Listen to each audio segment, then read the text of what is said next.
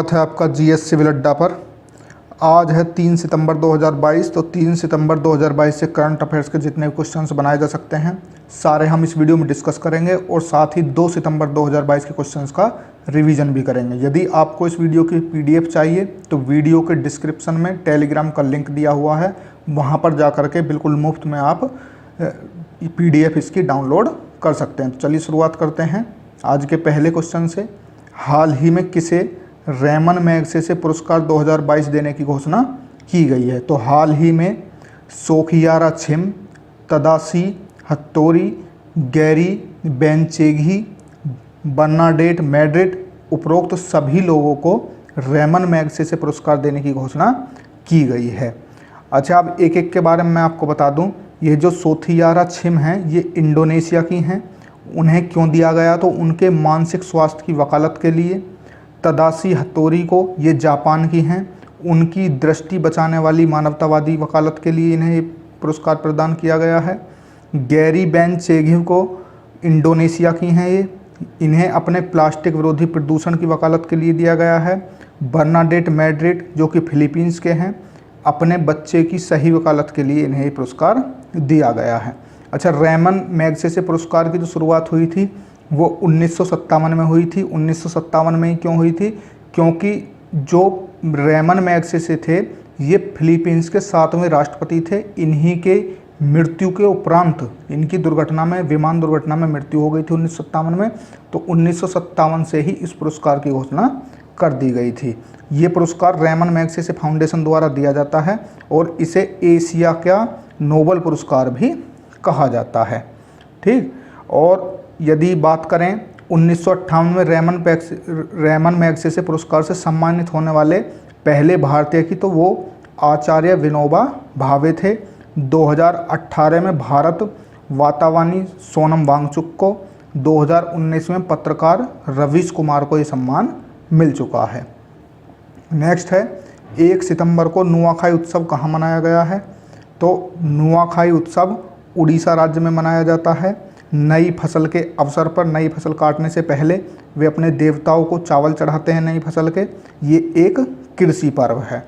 अब उड़ीसा के पर्वों की बात हो रही तो अन्य पर्व मैं आपको बता दूं, जैसे कि कलिंग महोत्सव भी उड़ीसा में मनाया जाता है, चंदन यात्रा, कोणार्क नृत्य महोत्सव, महाबिसुवा संक्रांति, राजा परवा, मकर मेला और पुरी बीच महोत्सव भी उड़ीसा में मनाए जाते हैं।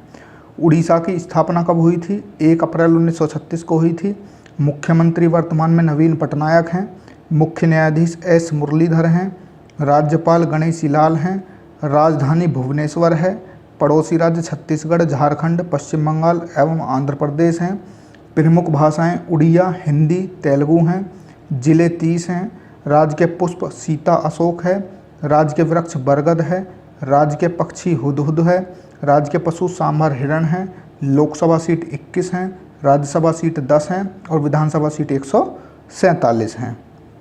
नेक्स्ट है पीएम मोदी ने कोचीन में कौन सी सेना के लिए नए ध्वज का अनावरण किया है? तो हाल ही में नौसेना के लिए नए ध्वज का अनावरण किया गया है।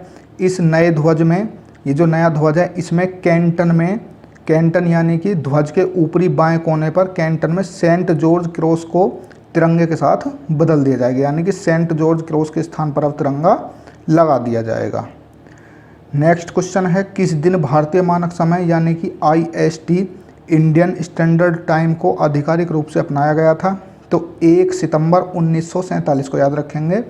1 सितंबर 1947 को IST को अपनाया गया था। ये GMT से यानी कि ग्रीनविच मीन टाइम से 5.5 घंटे आगे है। इसका जो मानक तय किया जाता है वो मध्यरात्रि से अगली मध्यरात्रि तक तय किया जाता है। ग्रीनविच मीन टाइम ये इंग्लैंड में स्थित एक वेधशाला है, वहाँ पर 0 डिग्री अक्षांश माना गया है। और भारत के यदि मानक समय की बात करें तो वो 82.5 डिग्री पूर्वी देशांतर है, जो कि यूपी के प्रयागराज के पास मिर्ज़ापुर शहर के पश्चिम में है। ठीक, याद रखेंगे कहाँ पर है? यूपी के प्रयागराज के पास मिर्ज़ापुर शहर के पश्चिम में है। और एक जानकारी और दे दूं कि Bharat day light saving time यानी कि DST या अन्य मौसमी समायोजन का पालन नहीं करता है। नेक्स्ट है भारत ने जैव विविधता संरक्षण पर किस देश के साथ समझौता ज्ञापन पर हस्ताक्षर किए हैं? तो भारत ने अभी हाल ही में नेपाल के साथ जैव विविधता संरक्षण पर हस्ताक्षर किए हैं। नेक्स्ट है G20 पर्यावरण और जलवायु मंत्री स्तरीय बैठक का आयोजन कहाँ किया गया है? तो ये इंडोनेशिया के बाली में किया गया है। इसमें हमारे जलवायु, वन और पर्यावरण मंत्री श्री भूपेंद्र यादव जी ने संबोधन किया है। नेक्स्ट है हाल ही में NSO के डेटा के अनुसार वित्त वर्ष 2022-23 की पहली तिमाही में भारत की GDP विकास दर कितनी रही है? तो NSO के डेटा के अनुसार 2022-23 की पहली तिमाही में जो भारत की GDP दर है वो 13.5% रही है। नेक्स्ट है देश का पहला मॉडल वर्चुअल स्कूल कहाँ लॉन्च हुआ है? तो आप फोटो देखकर समझ गए होंगे, ये दिल्ली में लॉन्च हुआ है। नेक्स्ट क्वेश्चन है किस रोग के लिए पहला स्वदेशी टीका लॉन्च किया गया है? तो हाल ही में सर्वाइकल कैंसर के लिए एक स्वदेशी टीका सीरम इंस्टीट्यूट ऑफ इंडिया ने लॉन्च किया है।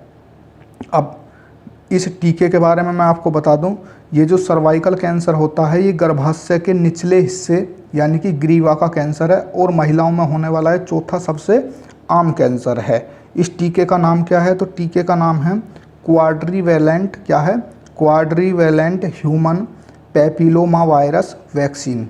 एक बार फिर बता रहा हूँ, क्वाड्रीवैलेंट ह्यूमन पैपिलोमा वायरस वैक्सीन इसका। और ये लॉन्च किसने किया है? तो ये जितेंद्र सिंह ने किया है। जितेंद्र सिंह कौन है? तो विज्ञान और प्रौद्योगिकी मंत्री, जो विज्ञान और प्रौद्योगिकी के राज्य मंत्री हैं जिन पर इसका स्वतंत्र प्रभार है। अच्छा, सीरम इंस्टीट्यूट ऑफ इंडिया की बात हो रही है, तो ये कहाँ पर है? ये पुणे में है और इसकी स्थापना 1966 में साइरस पूनावाला ने की थी। नेक्स्ट है हाल ही में किस संस्थान ने देश में मृत्यु रुग्णता और सामाजिक आर्थिक बोझ की रिपोर्ट जारी की है? तो ये रिपोर्ट हाल ही में ICMR ने जारी की है, यानी कि Indian council of medical research ने ये जारी की है। इसकी स्थापना कब हुई थी? तो 1911 में हुई थी और वर्तमान में ICMR के निदेशक कौन हैं? तो राजेश भूषण जी हैं। नेक्स्ट है आकाशवाणी ने समाचार सेवा प्रभाग के महानिदेशक के रूप में किसे नियुक्त किया है? तो हाल ही में वसुधा गुप्ता को आकाशवाणी ने समाचार सेवा प्रभाग के निदेशक के रूप में नियुक्त किया है। बात अन्य ऑप्शंस की करें तो राजेश कुमार श्रीवास्तव को ONGC ने अपना अंतरिम प्रमुख चुना है। कोलिन डी ग्रैंडहोम की बात करें तो ये न्यूजीलैंड के क्रिकेटर हैं, इन्होंने हाल ही में संन्यास की घोषणा की है। नागेश सिंह की बात करें तो मैंने कल ही आपको बताया था कि इन्हें थाईलैंड में भारत का अगला राजदूत नियुक्त किया गया है। नेक्स्ट है सुपर टाइफून हिनामनोर किस सागर की ओर बढ़ रहा है? तो सुपर टाइफून हिनामनोर ये पूर्वी चीन सागर की तरफ बढ़ रहा है। ये ताइवान और चीन के तट को बाईपास करके निकल जाएगा। इसकी स्पीड 241 किलोमीटर प्रति घंटा है। नेक्स्ट है हाल ही में किसने साइबर सुरक्षा अभ्यास सिनर्जी का संचालन किया है? तो इसका संचालन सर्ट-इन ने किया है। तो सर्ट-इन की आपको फुल फॉर्म पता होनी चाहिए। सर्ट-इन की फुल फॉर्म है Indian computer emergency response team. क्या है? Indian computer emergency response team. इसकी स्थापना 2004 में हुई थी और ये साइबर सुरक्षा के क्षेत्र में एक नोडल एजेंसी के रूप में कार्य करता है। अच्छा, ये जो कार्यक्रम का आयोजन किया गया है सिनर्जी का, ये सिंगापुर की साइबर सुरक्षा एजेंसी CSA के साथ किया गया है और ये 13 देशों के लिए किया गया है। इसका विषय था रैंसमवेयर, क्या है? रैंसमवेयर हमले से निपटने के लिए सुदृढ़ नेटवर्क बनाना। और इसका जो आयोजन किया गया वो भारत सरकार के इलेक्ट्रॉनिक्स और IT मंत्रालय के तहत किया गया है। नेक्स्ट है हाल ही में केंद्रीय गृह एवं सहकारिता मंत्री अमित शाह ने गुजरात की राजधानी में किस यूनिवर्सिटी के प्रथम दीक्षांत समारोह को संबोधित किया है? तो हाल ही में NFSU यानी कि नेशनल फोरेंसिक साइंस यूनिवर्सिटी में के प्रथम दीक्षांत समारोह को अमित शाह जी ने गांधीनगर में संबोधित किया है। अब NFSU की बात हो रही है तो इसकी स्थापना 2020 में हुई थी और इसके गुजरात के अलावा जो इसके अन्य केंद्र खोले गए हैं वो भोपाल, गोवा, त्रिपुरा, मणिपुर और गुवाहाटी में भी खोले जा चुके हैं। और इस दीक्षांत समारोह के अवसर पर 3 सेंटर ऑफ एक्सीलेंस का भी उद्घाटन किया। वे 3 सेंटर ऑफ एक्सीलेंस कौन कौन से थे? Centre of excellence DNA, centre of excellence in cyber security, centre of excellence investigation and forensic psychology. तो ये आप याद रखेंगे, ये 3 सेंटर ऑफ एक्सीलेंस का भी उद्घाटन केंद्रीय गृह मंत्री अमित शाह ने किया है। नेक्स्ट है कालबेलिया लोकगीत और नृत्य किस राज्य से संबंधित है? तो ये राजस्थान राज्य से संबंधित हैं।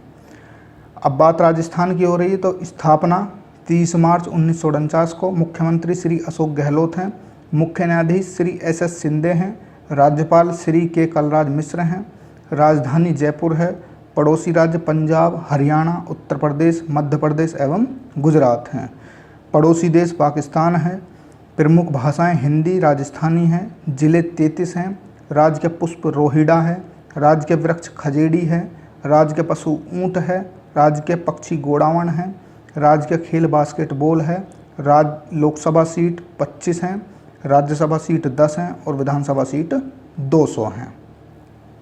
नेक्स्ट है परख नियामक संबंधित है, तो ये परख जो है ये NEP से संबंधित है, यानी कि न्यू एजुकेशन पॉलिसी, नई शिक्षा नीति से संबंधित है। बात परख की फुल फॉर्म की करें तो परख की फुल फॉर्म आप नोट कर लीजिए, performance assessment review and analysis of knowledge for holistic development. एक बार फिर बता रहा हूँ, performance assessment review and analysis of knowledge for holistic development. यह राष्ट्रीय उपलब्धि सर्वेक्षण NAS प्रक्रिया की निगरानी का संचालन करेगा।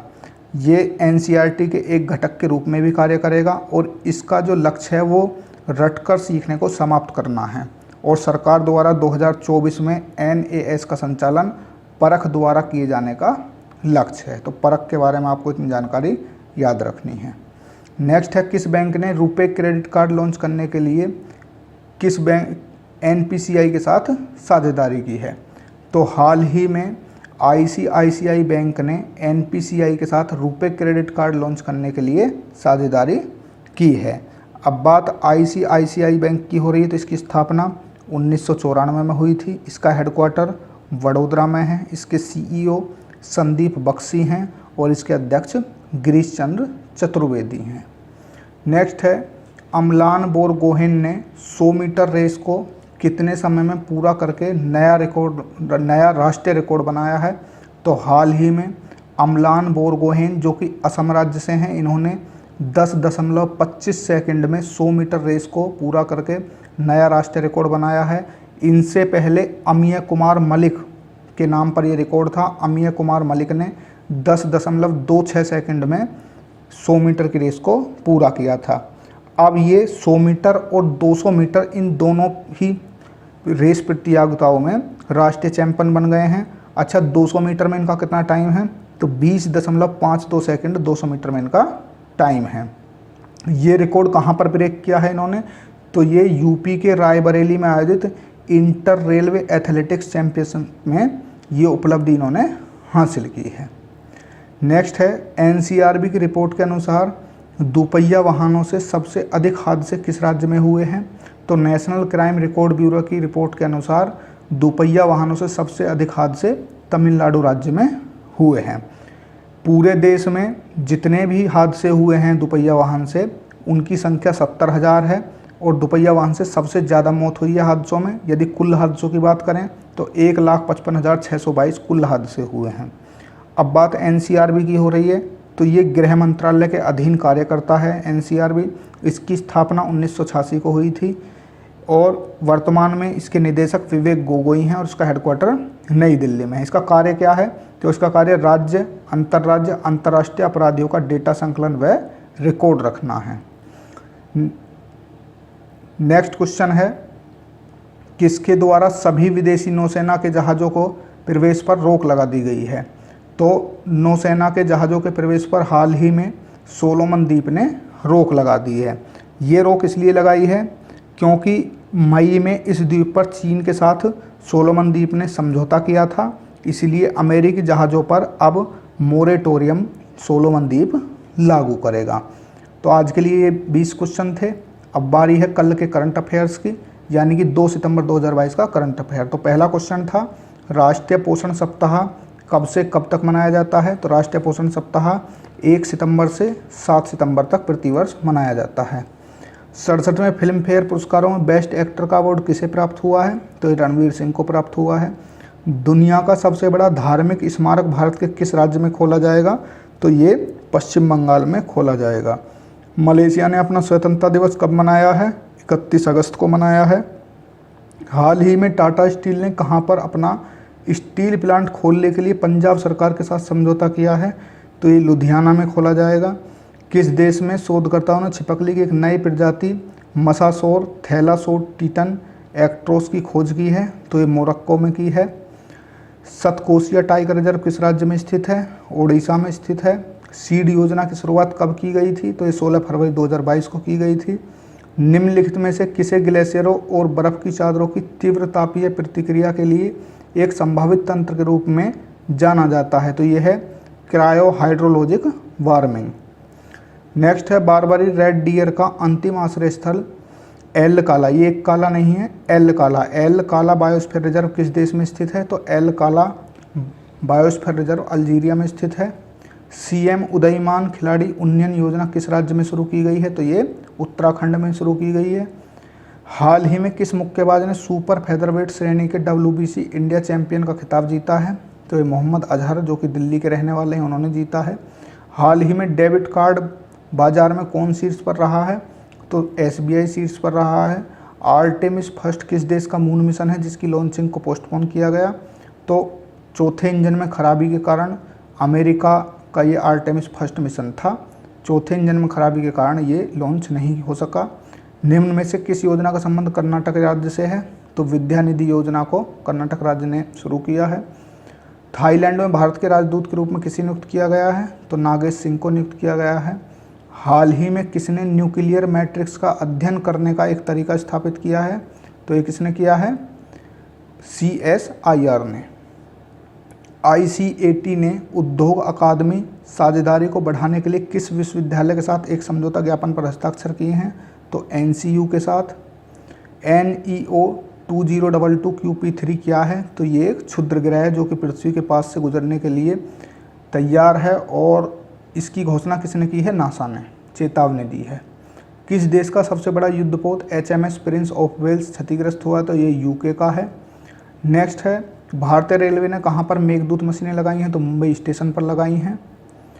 किस राज्य में एक विशाल दवा पार्क बनेगा? तो ये आंध्र प्रदेश में बनेगा। हाल ही में यूरोपीय फुटबॉल महासंघ का सर्वश्रेष्ठ फुटबॉल खिलाड़ी ऑफ द ईयर 2022 पुरस्कार करीमा बेंजेमा और एलेक्सिया पुटेलस ने जीता है। तो आज के सेशन की यहीं समाप्ति होती है। वीडियो को अंत तक देखने के लिए धन्यवाद। आपका दिन शुभ हो। नमस्कार।